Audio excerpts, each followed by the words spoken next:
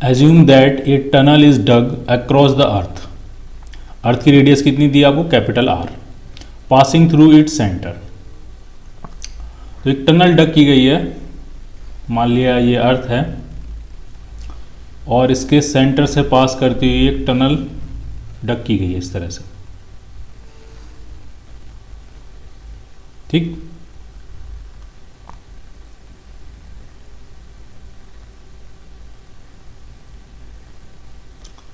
अब क्या कह रहे हैं?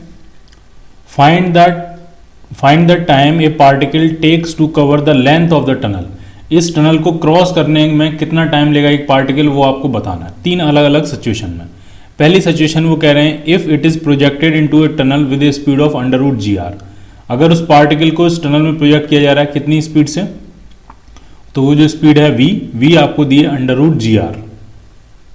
तो इस टनल को क्रॉस करने में उसको कितना टाइम लगेगा, वो टाइम आपसे पूछा गया है। ठीक है, तो इस क्वेश्चन को डील करने से पहले कुछ बेसिक चीजें देखते हैं जो कि इस क्वेश्चन में काफी ज्यादा यूज होंगी। अगर कोई पार्टिकल SHM कर रहा है, मान लिया ये इसकी मीन पोजीशन है, ठीक है, और इस लाइन पे वो SHM कर रहा है। ये इसका पॉजिटिव एक्सट्रीम है, प्लस A बोलेंगे इसको, ये इसका नेगेटिव एक्सट्रीम है, इसको -A बोलेंगे। ठीक है, तो ये हमको पता होता है कि मीन पोजीशन से एक्सट्रीम पोजीशन तक पहुंचने में जो टाइम लगता है वो T/4 होता है। मीन पोजीशन से एक्सट्रीम पोजीशन तक पहुंचना जो टाइम लगता है वो क्या होता है? T/4। फिर एक्सट्रीम से वापस T/4, फिर मीन से वापस एक्सट्रीम T/4, फिर एक्सट्रीम से वापस mean T/4। T/4 plus T/4 plus T/4 plus T/4, total time कितना होगा? T, और एक ऑसिलेशन भी कंप्लीट हो गया। ठीक, तो T/8 कहाँ लगता है टाइम? तो जो T/8 टाइम लगता है वो मीन पोजीशन से A/√2 तक आने में लगता है, न कि A/2 तक आने में। ये हमने SHM में देखा था ढंग से। मीन पोजीशन से A/√2 तक आने में जो टाइम लगता है वो होता है T/8, और A/√2 से A तक पहुंचने में भी जो टाइम लगता है वो क्या होता है? T/8। ये बात साफ है आपको? एकदम ठीक। दूसरी चीज, वेलोसिटी, डिस्प्लेसमेंट, ओमेगा और एम्पलीट्यूड में एक रिलेशन होता है। वो ये होता है कि v² इक्वल टू होता है आपका ω² times A² minus x²। v क्या है? वेलोसिटी है, ओमेगा एंगुलर फ्रीक्वेंसी है, 2π/T होती है, जो कि a आपका एम्पलीट्यूड है, और x क्या है? मीन पोजीशन से डिस्प्लेसमेंट। ठीक है, ये बात तो हमको पता है कि जब भी किसी पार्टिकल को अर्थ के टनल के अंदर छोड़ा जाता है तो वो SHM करता है, और उस SHM की मीन पोजीशन वो होगी जहां पे उस पर नेट फोर्स 0 होगा, यानी अर्थ का जो सेंटर होता है वही क्या होती है? उसकी मीन पोजीशन होती है। ठीक है, तो अभी ये जो पार्टिकल है वो मीन पोजीशन से कितना दूर है? तो वो r डिस्टेंस दूर है, और इसके पास वेलोसिटी कितनी है? √gr। ठीक है, तो जरा इस इक्वेशन में अगर हम लगाएं तो हम ये फाइंड कर सकते हैं कि इस ऑसिलेशन का एम्पलीट्यूड कितना होगा। तो v² कितना हो जाएगा? g × r equal to ω²। Omega कितना होता है?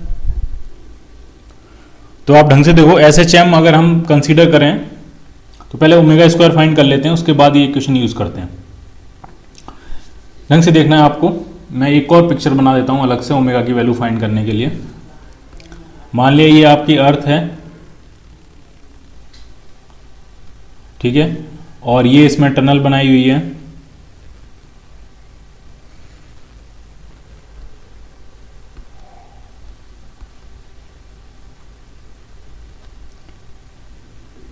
हमें एंगुलर फ्रीक्वेंसी फाइंड करनी है। ये मीन पोजीशन होती है, और मान लिया पार्टिकल जो है वो मीन पोजीशन से x डिस्टेंस पे है।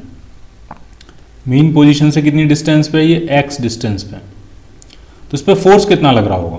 इस पर जो फोर्स लग रहा होगा टुवर्ड्स द सेंटर होगा, फोर्स, ग्रेविटी का फोर्स लग रहा होगा Fg, जो कि रिस्टोरिंग फोर्स का भी काम करेगा। कितना होगा वो फोर्स? तो फोर्स होता है mass into acceleration, mass into g, m into जी। जी की वैल्यू कितनी होगी अर्थ के सेंटर से x डिस्टेंस पे?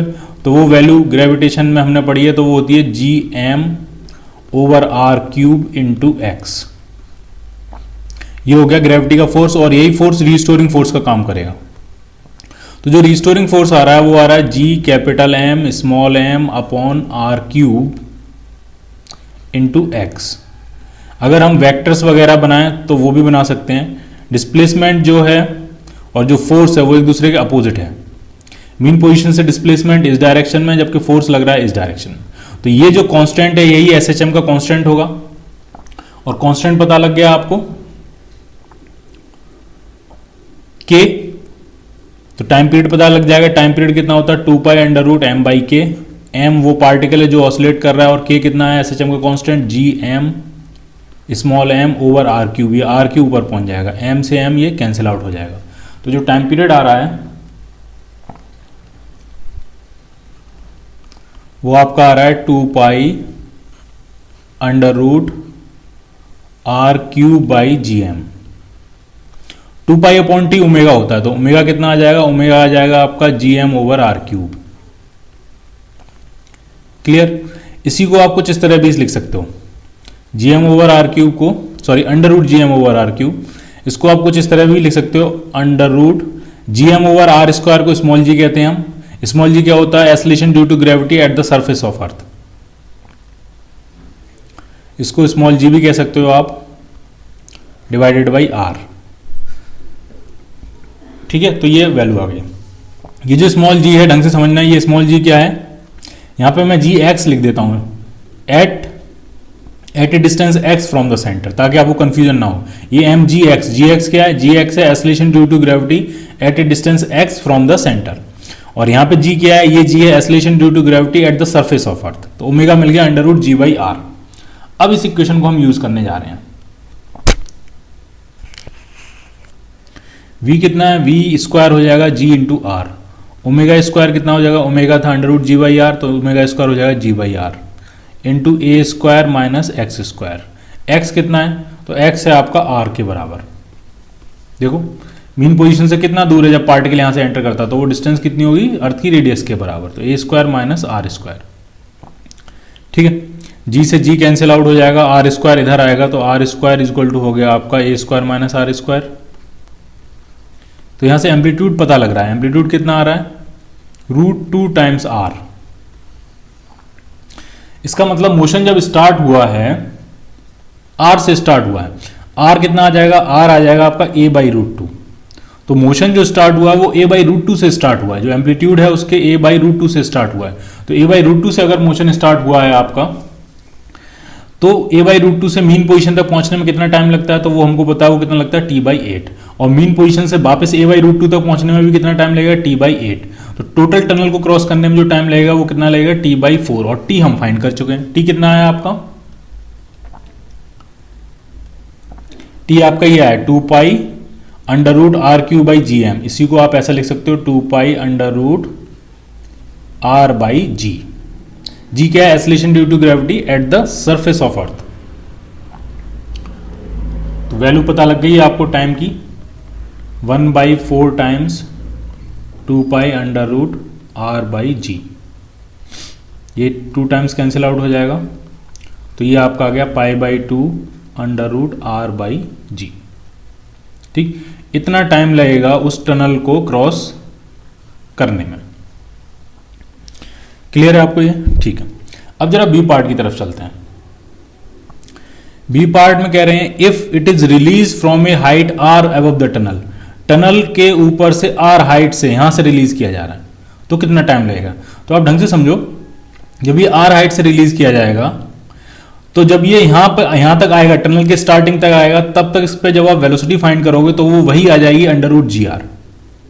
कैसे निकालेंगे हम, decrease in gravitational potential energy is equal to increase in kinetic energy. जरा सॉल्व कर लेते हैं इसको।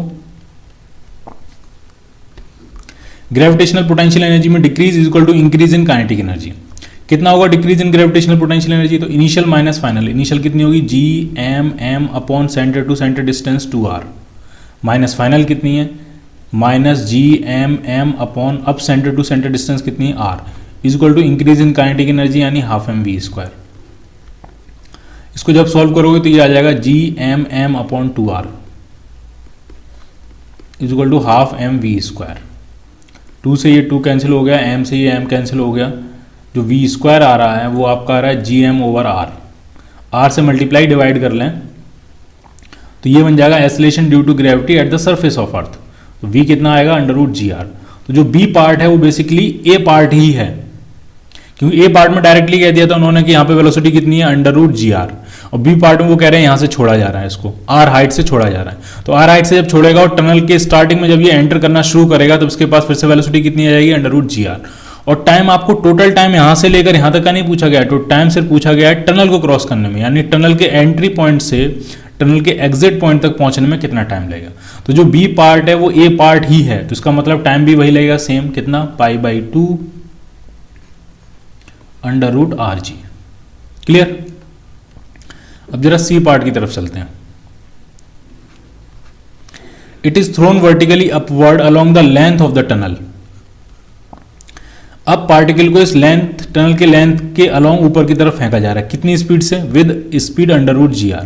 तो इसको ऊपर की तरफ फेंका गया अंडर रूट जी आर, तो ये ऊपर तक जाएगा आर हाइट तक डेफिनेटली, और ये वापस नीचे आएगा। तो जब वापस नीचे आएगा उस टनल के मुंह पे, तब इसके पास फिर से स्पीड कितनी होगी अंडर रूट जी आर। इसका मतलब ये पार्ट भी वही पार्ट है जो पार्ट आपका ए था, यानी इसमें भी टाइम वही लगेगा जो ए पार्ट में था। तो तीनों जो पार्ट अलग अलग दिख रहे हैं एक्चुअली वो एक ही पार्ट है, और तीनों में टाइम कितना लग रहा है π/2 अंडर रूट आर बाई जी। ठीक। अब मैं आपसे एक क्वेश्चन पूछता हूं इसमें, अगर आपको ये ढंग से समझ में आ गया है तो अब फर्दर जो लेवल है इसका वो मैं आपसे क्वेश्चन पूछता हूं। क्वेश्चन ये है कि टनल को क्रॉस करने में कितना टाइम लग रहा है वो आपको पता है, ठीक। अब जरा बी पार्ट की बात करते हैं। बी पार्ट में इसको आर हाइट से छोड़ा गया है, तो डेफिनेटली जब ये टनल क्रॉस करेगा तो दूसरी साइड में भी ये आर हाइट तक चला जाएगा, यहां तक आएगा, एक मोमेंट के लिए रेस्ट में आएगा, फिर से वापस आएगा ये, ठीक है। तो अगर हम बी पार्ट की बात करें तो क्वेश्चन में ये पूछ रहा हूं कि इसको टोटल मोशन में कितना टाइम लगेगा, एक ऑसिलेशन कंप्लीट करने में कितना टाइम लगेगा, यानी इस आर हाइट से यहां तक पहुंचने में, अर्थ की सरफेस तक पहुंचने में, अर्थ की सरफेस से अर्थ को क्रॉस करने में, अर्थ के क्रॉस करके फिर से आर हाइट तक पहुंचने में, और फिर से यही मोशन रिपीट करके पार्टिकल जब ये वापस यहां पे आएगा तो टोटल टाइम कितना लगेगा। पहली बात, टोटल टाइम फाइंड करने से पहले एक क्वेश्चन और है, वो क्वेश्चन ये पूछा जा रहा है, ये पूछना चाहता हूं मैं आपसे, क्या वो एसएचएम होगा अब? क्या इस आर से लेकर सरफेस तक पहुंचना, सरफेस से टनल को क्रॉस करते हुए जाना, फिर आर हाइट तक पहुंचना, फिर आर से वापस सरफेस तक आना, फिर टनल क्रॉस करना, फिर आर हाइट तक जाना, क्या ये मोशन सिंपल हार्मोनिक होगा कि नहीं होगा? पहले आपको ये बताना है और फिर आपको टाइम फाइंड करना है। मैं नहीं कह रहा हूं टाइम पीरियड फाइंड करना है, मैं पूछ रहा हूं आपसे टाइम फाइंड करना है कि इसको यहां से लेकर यहां तक जाने में और वापस यहां तक आने में कितना टाइम लगेगा। क्लियर।